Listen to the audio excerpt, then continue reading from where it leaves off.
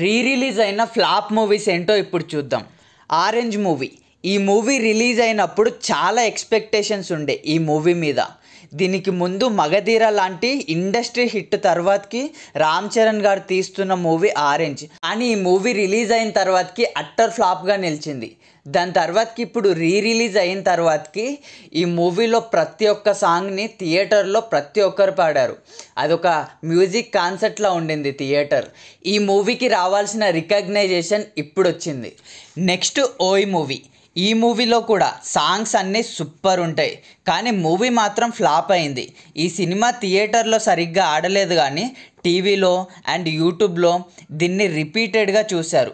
Finally release అయిన తర్వాతకి ఈ ఫీల్ గుడ్ మూవీకి సరైన అప్రిషియేషన్ అయితే దొరికింది. ధనుష్ 3 మూవీ. ఇది 2013లో వచ్చింది.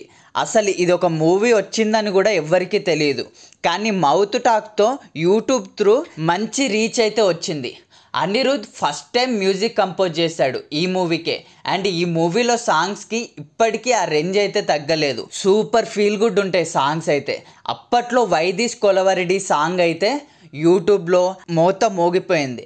అండ్ ప్రతి ఒక్క రింగ్ టోన్గా వైదిస్ కొలవరెడ్డి సాంగే ఉంటుండే. Thank you for watching.